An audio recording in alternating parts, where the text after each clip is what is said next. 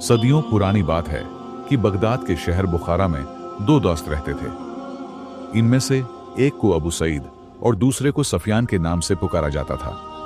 दोनों अपना सामान ऊंटों पर लादकर दूर दराज इलाकों में फरोख्त करने के लिए जाया करते थे। उन्हें ये कारोबार करते हुए काफी अरसा गुजर गया था। आज के दिन भी वो दोनों अपना सामान ऊंटों पर लादकर सवार हो चुके थे। दिन का आगाज होते ही वो दोनों बड़ी तेजी से बसरा के दरवाजे से बाहर निकले और सफर पर रवाना हो गए। ये दोनों दोस्त बगदाद के बड़े मशहूर सौदागर थे जो कारोबार की गरज से बसरा आए थे और अपना सामान फरोख्त करके अच्छा खासा मुनाफा हासिल कर चुके थे।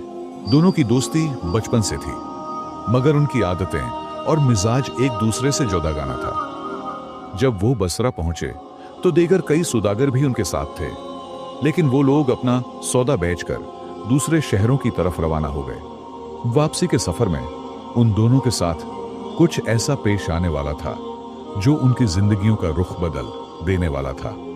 दोनों का सफर वापसी की समत जारी था और उनकी ये ख्वाहिश थी कि सूरज तलो होने से पहले वो खासा फासला तय कर लें, क्योंकि धूप में रेगिस्तान से गुजरना निहायत दुश्वार हो जाता है।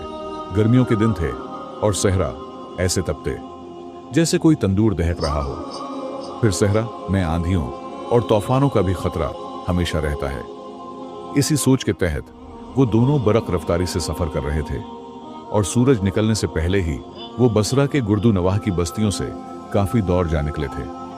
इतने में अबू सईद ने आवाज दी, सफियान ठहरो, हम काफी वक्त से सफर कर रहे हैं, अब हमें ठहर जाना चाहिए ताकि हम और हमारे ऊंट कुछ देर सुकून हासिल कर सकें। यहाँ करीब ही एक नखलिस्तान मौजूद है, वहीं हम आराम करेंगे और सूरज के ढलते ही दोबारा सफर शुरू करेंगे।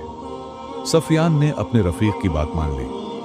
नखलिस्तान पहुंचकर दोनों ने अपने ज़ादे राह से पानी पिया, खाना खाया और ऊंटों को दरख्तों के साथ बांध दिया।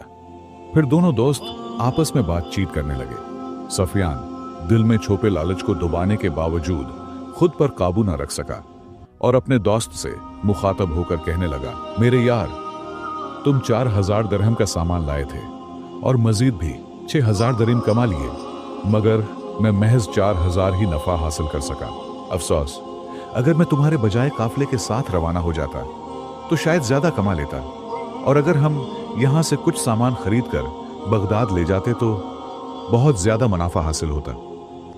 अबू सईद ने सफियान की बात सुनी तो नरमी से कहा, मेरे भाई, खुदा का शुक्र अदा करो, तुम सिर्फ 1000 दरहम का सामान लाए थे और अब तुम्हारे पास 4000 दरहम मौजूद हैं। ऐसी नाशुक्री न करो।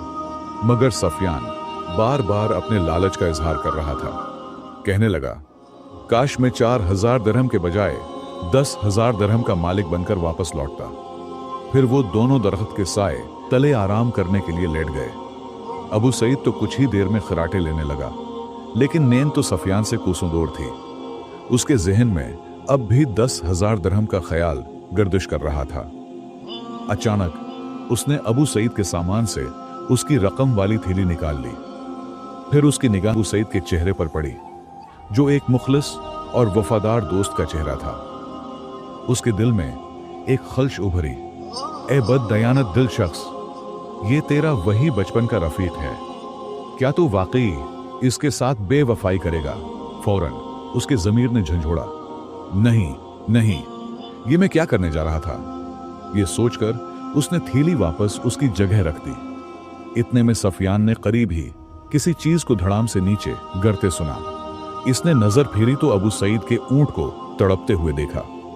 उसे एक जहरीले जानवर ने काट लिया था।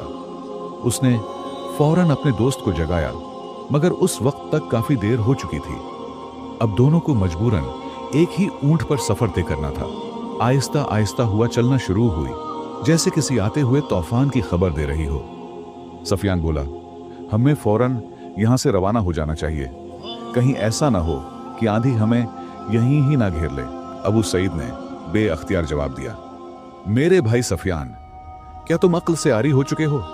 आंधी के सामने हम खुले सहरा में कैसे ठहर सकेंगे? हमें चाहिए कि तूफान थमने का इंतजार करें और उसके बाद ही सफर को दोबारा शुरू करें।